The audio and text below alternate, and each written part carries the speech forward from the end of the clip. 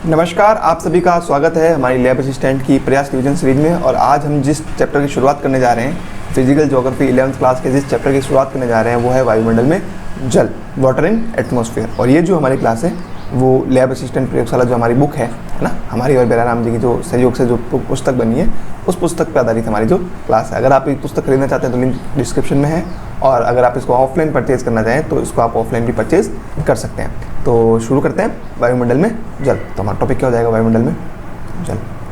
अब ये जो हमारा वायुमंडल है ये क्या है ना, अब हमारे पास क्या है, एक वायुमंडल है, ठीक है। हमारे पास एक वायुमंडल, वायुमंडल क्या हो गया, ये हमने पिछले क्लास में पढ़ा था। वायुमंडल यानी जहाँ पे वायु प्लस अन्य चीज़ें, इनका क्या हो, एक संपूर्ण संचरण है ना, इनका क्या हो, एक संपूर्ण संगठन। इसको हमने क्या बोला था, वायुमंडल बोला था। इसी वायुमंडल में जो जल है, इसी वायुमंडल में जो जल है वो अलग अलग अवस्थाओं में पाए जाते हैं। जैसे ओशियन में जल है ना, महासागरों में जल है, नदी झीलों में जल है, अंडरग्राउंड वाटर है। उसी तरीके से अलग अलग जगहों पे क्या है, जल की उपलब्धता है।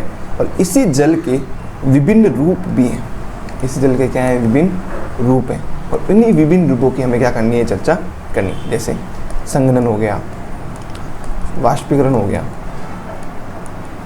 वर्षा हो गई। वर्षा किससे हो गई, होती है मेघ या बादल से। तो ये सारे टॉपिक आज के हम क्लास में चर्चा करेंगे, और इस टॉपिक को कोशिश करेंगे 11th चैप्टर को हम आज की क्लास में कंप्लीट कर लें। अब हमारा जो वायुमंडल है इसमें जो जल है वो 3 अवस्थाओं में पाया जाता है। कितनी अवस्थाओं में पाया जाता है, 3 अवस्थाओं में। सबसे पहले गैस, अगर गैस में पाया जाता है उसको बोलते हैं जल वाष्प। गैस को क्या बोलते हैं, जल वाष्प। द्रव में पाया जाएगा तो जल के फॉर्म में। अगर ठोस रूप में पाया जाएगा तो उसको कैसे बोलेंगे, बर्फ़ के रूप में। किसमें, बर्फ़ के रूप में। तो 3 रूपों में, 3 अवस्थाओं में जल क्या है, पाया जाता है। और इसी वायुमंडल में जो जल वाष्प है, यानी जो गैस के रूप में या जो गैसीय अवस्था में जो जल है वो लगभग 0 से 4% तक संचरण करता है। यानी कि 0 से 4% तक वायुमंडल में क्या है, जल वाष्प की मात्रा है, ठीक है। और इसी जल वाष्प के थ्रू या इन्हीं सभी अवस्थाओं के थ्रू बहुत सारी जल प्रक्रियाएँ होती हैं, उनको बोलते हैं जल चक्र। इसमें वाष्पीकरण, वाष्पोत्सर्जन, संघनन और वर्षा जैसी प्रक्रियाएँ शामिल है, जिनके बारे में हम आज के चैप्टर में चर्चा करेंगे, ठीक है। सबसे पहले एक टॉपिक आता है वो है आर्द्रता। सबसे पहले क्या आता है, आर्द्रता। इसको बोलते हैं ह्यूमिडिटी। क्या बोलते हैं, आर्द्रता या ह्यूमिडिटी। आर्द्रता होती है हवा में जो उपस्थित जल वाष्प है, हवा में जो जल वाष्प की जो मात्रा है, यानी जो गैसीय रूप में जो जल वाष्प की जो मात्रा है उसको हमने बोला आर्द्रता। उसको क्या बोला, आर्द्रता। अब ये जो आर्द्रता है ये 3 प्रकार की होती है। आर्द्रता कैसी होती है, 3 प्रकार की होती है। सबसे पहली है निरपेक्ष आर्द्रता। सबसे पहले क्या है, निरपेक्ष आर्द्रता यानी एब्सोल्यूट आर्द्रता, है ना। वायुमंडल में मौजूद जल वाष्प की वास्तविक मात्रा, है ना, जो एक्चुअल वास्तविक जो मात्रा है जल वाष्प की, वाटर वेपर्स की, उसको हम क्या बोलते हैं, निरपेक्ष आर्द्रता, है ना। और ये वायु के प्रति इकाई आयतन में जल वाष्प को मापती है। और इसकी मापनी क्या है, ग्राम घन प्रति मीटर, यानी ग्राम प्रति घन मीटर, यानी कितने ग्राम उसमें जो जल वाष्प है प्रति घन मीटर एरिया में, ठीक है। वो क्या हो गई, इसकी मापनी हो गई। अब जो निरपेक्ष आर्द्रता है, अगर तापमान और दाब में परिवर्तन होगा, अगर टेम्परेचर में परिवर्तन होता है, दाब में, वायु दाब में परिवर्तन होता है, तो इसका मान क्या हो जाता है, बदल जाता है। निरपेक्ष आर्द्रता भूमध्य रेखा के पास क्या होती है, सर्वाधिक होती है। और ध्रुवों की ओर जैसे जैसे हम जाते जाएंगे वहाँ पे क्या हो जाती है, कम होती जाती है, ठीक है। और वायु के इकाई आयतन में जल वाष्प क्या हो गई, ये मात्रा हो गई। अब दूसरी है वो है सापेक्षिक आर्द्रता। दूसरी क्या है, सापेक्षिक आर्द्रता।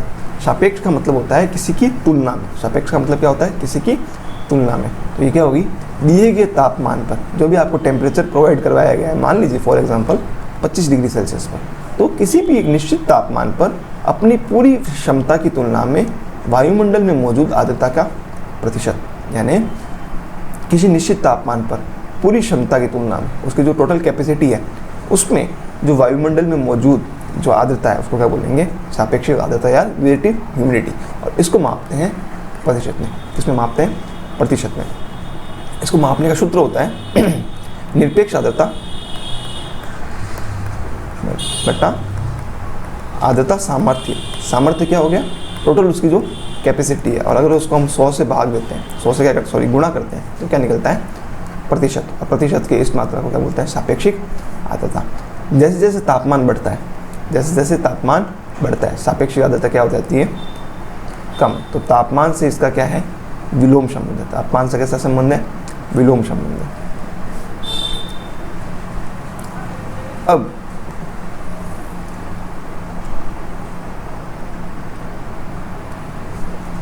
ठीक है, अगर ये 100% हो जाती है, 100% अगर सापेक्षिक आर्द्रता कितनी हो गई, 100% हो गई, तो वायु क्या हो जाती है, संतृप्त हो जाती है। क्या हो जाती है, संतृप्त। संतृप्त होता है फुल, संतृप्त का मतलब होता है फुल।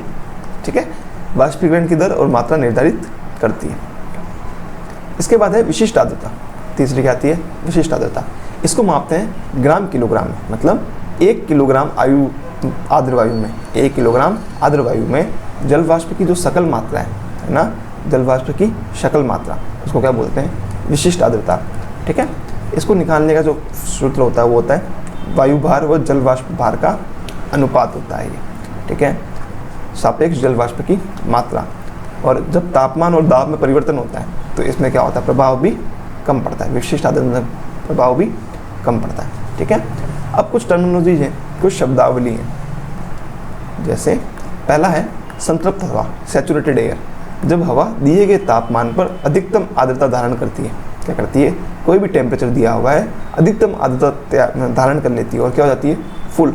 उस स्थिति में क्या होती है, 100% सापेक्षिक आर्द्रता हो जाती है, उसको बोलते हैं संतृप्त हवा। एक शब्द है ओशांक, है ना, एक शब्द है ओशांक। ओशांक को बोलते हैं ड्यू पॉइंट। वह तापमान जिस पे हवा संतृप्त हो जाती है, वो निश्चित टेम्परेचर जिस पे संतृप्त हो गई।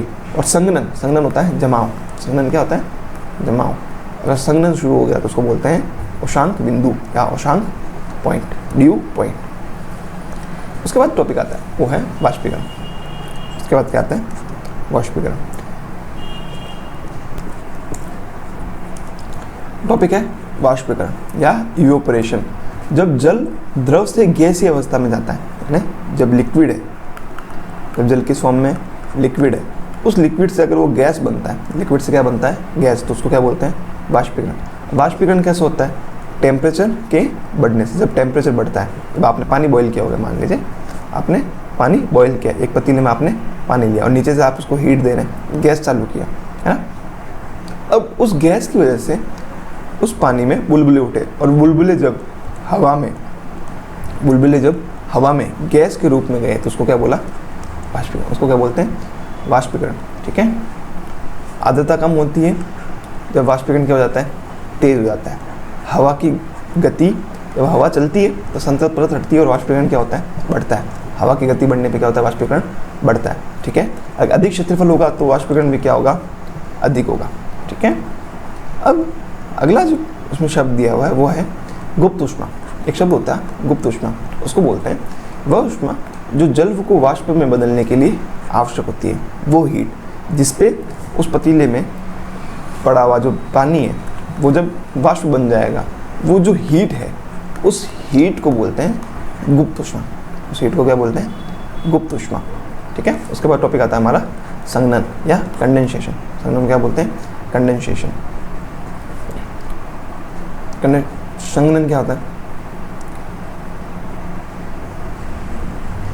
संघनन होता है जब वही जल वाष्प जो हमने पतीले में पानी गर्म किया, जल से क्या बनी, जल वाष्प। वही जल वाष्प जब द्रव या ठोस रूप में, वही जब गैस थी वो अगर लिक्विड या सॉलिड रूप में परिवर्तित हो जाए, गैस किस में हो जाए, लिक्विड और सॉलिड में, तो उसको क्या बोलेंगे, जल वाष्प। इसको बोलेंगे संघनन। उसको बोलेंगे क्या बोलेंगे, संघनन। अंग्रेजी में बोलते हैं कंडेंसेशन। ठीक है, जब तापमान में कमी हो जाती है ना, जब इस गैस के तापमान में कमी हो जाएगी तो वो जमने लगेगी, उस जमने को क्या बोला हमने, संघनन। ठीक है, इससे तो तापमान होगा वो ओशांक तक गिर जाएगा। ठीक है, अब कई जो संघनन होता है वो किसी केंद्रक के इर्द गिर्द होता है। किसके, केंद्रक, उसको बोलते हैं न्यूक्लियस। जैसे एक अणु होता है, उस अणु के चारों ओर, और वो अणु के रूप में नमक के कण, धुआं या धूल के कण जो होते हैं वो उसके रूप में काम करते हैं। इन्हीं कणों के इर्द गिर्द जल क्या होता है, जमा होता जाता है, और उसको हम क्या नाम दे देते हैं, संघनन। जल को क्या करता है, अवशोषित करते हैं और संघनन में सहायक होते हैं। संघनन के कुछ रूप है ना, संघनन के कुछ प्रकार हैं। सबसे पहला ओस के रूप में संघनन होता है। ओस के रूप में, ओस कैसी होती है आपने देखी होगी, जब सर्दी का मौसम होता है तब पत्तियों पर, घास पर जो बूंदें जमा हो जाती है पानी की, उसको बोलते हैं ओस या ड्यू, है ना। धरातल की ठंडी वस्तुओं पर जल की बूंदों के रूप में संघनन हो जाना, उसको बोलते हैं ओस। इसके लिए क्या चाहिए, साफ आकाश होना चाहिए, मौसम कैसा होना चाहिए, साफ होना चाहिए, शांत हवा होना चाहिए, उच्च सापेक्षिक आर्द्रता होगी, और जब ठंडी और लंबी रातें होंगी, ठंडी और क्या होंगी, लंबी रातें होंगी, और तापमान उसी ठंड की वजह से हिमांक से ऊपर चला जाएगा, तब ड्यू का क्या होता है, जमाव होता है। दूसरा इसका रूप होता है वो, तो उसको बोलते हैं तुषार। दूसरे रूप को क्या बोलते हैं, तुषार। जो तुषार होता है उसको अंग्रेजी में बोलते हैं फ्रोस्ट। क्या बोलते हैं, फ्रोस्ट। जब संघनन हिमांक से नीचे तापमान होता है, जब ये कंडेंसेशन हिमांक पॉइंट से भी नीचे हो जाता है। जब ड्यू हो रही है, आपने ड्यू में पढ़ा होगा, ओसांक हिमांक से ऊपर, यानी 0 डिग्री सेल्सियस से ऊपर। वहीं पर जो तुषार, जहाँ सीधी बर्फ जम रही है, वो 0 डिग्री सेल्सियस टेम्परेचर से नीचे के पॉइंट पर अगर संघनन होता है ना, उसको क्या बोलते हैं, जब जलवाष्प सीधे बर्फ में बदल जाती है, किस में बदल जाती है, बर्फ में, उसको क्या बोलते हैं, तुषार। ठीक है, ओस के समान ही होता है, बट तापमान क्या होता है, थोड़ा और कम होता है। उसके बाद एक रूप होता है, वो होता है कोहरा या कुहासा, फोग और मिस्ट। जो फोग है, कोहरा है, वो क्या है, अगर बादल बनता है और वही अगर धरातल के पास, है ना, जो बादल धरातल की ऊंचाई पे बनना था, वही अगर धरातल के पास बन जाए, इससे अगर हम देखने में दिक्कत होने लगे, दृश्यता कम होने लगे, तो उसको बोलते हैं कोहरा। और ये कोहरा आम बात है मेट्रोपॉलिटन सिटी में। मेट्रोपॉलिटन सिटी मतलब जो बड़े बड़े शहर हैं वहाँ पे ये आम बात है। वही कुहासा जो होता है वो कोहरे की तुलना में क्या होता है, उसमें थोड़ी नमी ज़्यादा होती है, और ये आमतौर पर पहाड़ों पर पाया जाता है। एक शब्द होता है धूम्र कोहरा। जब मेट्रोपॉलिटन सिटीज़ जो हैं वहाँ पे जब कोहरा होता है, और उस कोहरे के साथ जो प्रदूषण वाला धुआं होता है ना, औद्योगिक क्षेत्रों में, उससे बनता है धूम्र कोहरा। क्या बनता है, धूम्र कोहरा। उसके बाद एक शब्द आता है संघनन का अगला रूप है, वो है क्लाउड या बादल, जो आप सभी जानते हैं। बादल क्या होता है, जब उस बादल से जल की बूंदों, ये जो बादल होते हैं ये जल की बूंदों या बर्फ़ के रवों का क्या होता है, समूह होता है, जो स्वतंत्र रूप से संघनन का कार्य करता है। यानी वायुमंडल में किसी केंद्रक के आसपास जल का क्या होने लग गया, जमा होने लग गया, उसको हम देख के क्या बोलते हैं, बादल। और यही जो बादल है, इनके कई क्या हैं, प्रकार हैं। इनका क्या है, वर्गीकरण है। ये वर्गीकरण दे रखा है एनसीईआरटी में, और ये बहुत इंपॉर्टेंट वर्गीकरण आपको एग्जाम की दृष्टि से याद रखना है। सबसे ऊंचाई वाले जो बादल होते हैं, जो 8000 से 12000 मीटर की ऊंचाई पर होते हैं, उनको बोलते हैं प्रक्षाभ मेघ या सीरस क्लाउड। क्या बोलते हैं, प्रक्षाभ मेघ या सीरस क्लाउड, है ना। ये पतले होते हैं, पंख जैसे होते हैं। कैसे होते हैं, पंख जैसे सफ़ेद होते हैं, बर्फ़ के कणों से बने, इनमें वर्षा नहीं होती, उनको क्या बोलते हैं, प्रक्षाभ मेघ। ऊंचाई होती है 8000 से 12000 मीटर के बीच। फिर होते हैं कपासी मेघ। कपासी मेघ, इनको बोलते हैं क्यूमुलस क्लाउड। क्यूमुलस क्लाउड क्या होते हैं, 4000 से 7000 मीटर की ऊंचाई पर, 4000 से 7000 मीटर की ऊंचाई पर रुई के समान होते हैं। चपटा इनका आधार होता है। आधार कैसे हो गया, चपटा हो गया। गर्मियों में अधिक दिखते हैं, गोभी के फूल के जैसे दिखते हैं। गोभी का फूल कैसा दिखता है, ऐसा दिखता है गोभी का फूल। वैसे ये कैसे दिखते हैं, गोभी के फूल के जैसे दिखते हैं। आकृति गोभी के फूल के जैसे होती है। भारी वर्षा होती है, ओले और तड़ित जंजा होती है। तीसरे प्रकार के जो होते हैं वो होते हैं स्तरी मेघ। क्या होते हैं, स्तरी मेघ, परतदार होते हैं। स्तर कैसा होता है, एक लेयर बनी होती है, उसको बोलते हैं परतदार। आकाश के बड़े भाग को ढकते हैं। ठीक है। चौथे होते हैं वर्षा मेघ, जो काले और थोड़े गहरे कलर के होते हैं। जो हम देखते हैं ना, काले बादल आ गए, काले बादल क्या करते हैं, वर्षा करते हैं। क्या करते हैं, वर्षा करते हैं। ठीक है। निचले स्तर पर होते हैं, मध्य या निचले स्तर पर होते हैं। इसके अलावा कुछ जैसे प्रक्षाप स्तरी, जब प्रक्षाप और स्तरी मिल गए तो उनको क्या बोल दिया, प्रक्षाप स्तरी। प्रक्षाप और कपासी बादल जब मिल गए तो प्रक्षाप कपासी, स्तरी कपासी या कपासी मृगा वर्षा मेघ, ये उनके क्या होते हैं, कुछ प्रकार होते हैं। अब आपको इस डायग्राम में कुछ दिख रहा होगा, कपासी मेघ देखिए, कपास जैसे दिख रहा है, ये आकृति दिख रही है ना। वहीं निम्बू वर्षा स्तरी, स्तर कपासी, है ना, ये ऊंचाई के साथ इसमें दिए हुए हैं। ये आप डायग्राम देख के भी समझ सकते हैं। ये हो गए हमारे बादलिया। ठीक है, अब इन्हीं बादलों से जब वही क्लाउड्स बने, वही क्लाउड्स जब नीचे वर्षा किया, नीचे पानी किया, बर्फ, पानी या बर्फ को नीचे की ओर भेज दें, संघनन के बाद जल वाष्प का द्रव या ठोस रूप में धरातल पर गिरना क्या कहलाता है? वर्षण कहलाता है। क्या कहलाता है? वर्षण कहलाता है। और ये वर्षा जो होती है इसके कई प्रकार होते हैं। अगर ये जल की बूंदों के रूप में गिरे, यानी पानी की फॉर्म में गिरे, तो उसको बोलते हैं वर्षा। वहीं अगर ये बर्फ़ की फॉर्म में गिरे, किस में गिरे?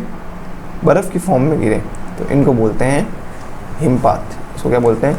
हिमपात या स्नो। हिमतुलो या बर्फ़ के रवों के रूप में जब 0 डिग्री टेम्परेचर से नीचे बन के ये नीचे की ओर गिरे, तो इनको बोलते हैं हिमपात। तीसरा होता है संहिम वृष्टि, या जिनको बोलते हैं स्लीट। जमी हुई जब वर्षा की बूंदें जब जम जाती है, क्या होती है? जम जाती है। जब वर्षा की बूंदें जब गर्म हवा के नीचे की ठंडी हवा से मिलती है और जम जाती है। ऊपर की जो बूंदें हैं वो नीचे की वायु से मिल जाती हैं, है ना। ऊपर की वर्षा की जो बूंदें हैं वो गर्म हवा से निकलकर नीचे की ठंडी हवा से मिलती हैं। यहाँ से तो क्या निकली? बूंदें निकली, लेकिन नीचे आके नीचे का टेम्परेचर अगर ठंडा है, नीचे का टेम्परेचर कम है, तो क्या होती है? संहिम वृष्टि। चौथा होता है हिमपात, है ना। बड़े बड़े जो गोलाकार बर्फ़ के टुकड़े हैं उसमें अगर वो नीचे गिरे तो उसको बोलते हैं ओला। क्या बोलते हैं? ओला या हिमपात। फिर आता है वर्षा के प्रकार। How many types of rain? Types of rain, there are 3 types of rain, है ना। वर्षा के प्रकार कितने? 3 प्रकार। वर्षा 3 प्रकार की होती है, उत्पत्ति के आधार पर 3 प्रकार की होती है। ठीक है, पहली होती है, इसको ऐसे समझ लेते हैं, पहली होती है संवहनीय वर्षा, दूसरी होती है पर्वतीय वर्षा, और तीसरी होती है वातागरी वर्षा। संवहनीय वर्षा मतलब संवहन धाराओं के रूप में, संवहन धाराओं के रूप में नीचे से ऊपर की ओर हवा चले, है ना। हवा का प्रवाह नीचे से ऊपर की ओर हो, ऊपर बादल निर्माण है, और फिर नीचे की ओर अगर प्रवाह होता है तो उसको क्या बोल रहे हैं? वर्षा, संवहनीय वर्षा। पर्वतीय वर्षा मतलब एक पर्वत है, पर्वत के ऊपर अगर हवा का प्रवाह हुआ, फिर जब वही हवा नीचे की ओर गिरी, वही हवा जब नीचे की ओर आई तो उसको क्या बोल दिया? पर्वतीय वर्षा, पर्वत के सहारे। वहीं वातागरी वर्षा, जब हमने वातागर पढ़ा था, वातागर में क्या देखा था? जब उष्ण और शीत वातागर जब आपस में मिलते हैं तो उनके वातागर पे क्या होती है? वर्षा होती है। जब 2 वातागरों के मिलने पे वर्षा होती है उसको बोलते हैं वातागरी वर्षा। सिंपल सा, कुछ नहीं करना है। संवहनीय वर्षा, ताप के हवा गर्म होने से हवा ऊपर उठती है, ठंडी होती है और संघनन होता है। ठीक है, मूसलाधार वर्षा हो गई। पर्वतीय वर्षा, जब पवनें पर्वतों से टकराकर ऊपर उठती है, ठंडी होती है और संघनन होती है, और फिर जब नीचे की ओर आती है तब क्या होती है? वर्षा होती है। यही वर्षा जब पवना विमुखी ढाल पर क्या हो रही है? अधिक, और प्रति पवन ढाल पर क्या होती है? शुष्क। जब जिस दिशा से चढ़ रही है ना, जिस दिशा से चढ़ रही है उसको बोलते हैं पवना विमुख, है ना। पवन के सामने वहाँ पे क्या होगी? वर्षा ज़्यादा होगी। भाई पवन जब नीचे की ओर उतर रही है, पीछे की ओर उतर रही है, ये हो गया पवना विमुख। ये पवना विमुख है ना सामने, और विमुख है ना पीछे, वहाँ पे वर्षा नहीं होती, उसको बोलते हैं वृष्टि छाया क्षेत्र। ठीक है, तीसरी हो गई चक्रवाती वर्षा या वातागरी वर्षा। चक्रवातों में गर्म और ठंडी वायु राशि के मिलने पे क्या होती है? वातागरी वर्षा होती है। अब यही जो वर्षा है इसकी हम कुछ सामान्य प्रवृत्तियाँ देख लेते हैं, है ना। कुछ इंपॉर्टेंट फैक्चुअल पॉइंट्स हैं, जैसे विषुवत रेखा से ध्रुवों की ओर जाएंगे, है ना, इक्वेटर से पोल की तरफ जाएंगे तो वर्षा की मात्रा कम होगी। तटीय क्षेत्रों में वर्षा ज़्यादा होती है, महाद्वीपों के भीतरी भाग पे कम होती है। महासागरों पर अधिक वर्षा होती है क्योंकि वहीं से उनको क्या मिल जाता है? पानी मिलता रहता है। पवना विमुख ढाल पर अधिक वर्षा होती है, और पवना विमुख ढाल पर क्या होगी? वर्षा कम होगी। मानसूनी क्षेत्रों में वर्षा क्या होगी? ज़्यादा होगी। मानसूनी क्षेत्रों में वर्षा क्या होगी? ज़्यादा होगी। वहीं वर्षा के आधार पर विश्व के कुछ क्षेत्र निर्धारित किए गए, जैसे 200 सेंटीमीटर से ज़्यादा वर्षा कहाँ हो रही है? विषुवत क्षेत्र में हो रही है। पश्चिमी जो तटीय क्षेत्र है वहाँ हो रही है, या जो मानसून के तटीय क्षेत्र है वहाँ पे क्या हो रही है? 200 सेंटीमीटर से ज़्यादा वर्षा हो रही है। 100 से 200 सेंटीमीटर महाद्वीपों के आंतरिक भाग में वर्षा होती है। 50 से 100 सेंटीमीटर के बीच में जो बिल्कुल ही केंद्रीय भाग है ना, जो शुष्क भाग है, वहाँ पे क्या होती है? उष्णकटिबंधीय केंद्रीय भाग या शीतोष्ण क्षेत्रों के पूर्वी और आंतरिक भाग, वहाँ पे क्या होती है 50 से 100 सेंटीमीटर के बीच में वर्षा होती है। वहीं 50 सेंटीमीटर से कम वर्षा जहाँ होती है वो शुष्क क्षेत्र होते हैं या अर्ध शुष्क क्षेत्र होते हैं, ठीक है, या ध्रुवीय क्षेत्र होते हैं, ठीक है। इसके साथ ही हमारा क्या हुआ चैप्टर, इसके साथ ही हमारा चैप्टर क्या होता है, समाप्त होता है। इसके साथ ही हमारा चैप्टर क्या होता है, समाप्त। तो वायुमंडल में जल जो चैप्टर 11 है वो हमारा क्या हो गया, कंप्लीट। अब मिलते हैं अगले चैप्टर में, चैप्टर 12 जो है जलवायु, वो भी हमारे एक क्लास में खत्म हो जाएगा चैप्टर, ठीक है। मिलते हैं अगली क्लास में।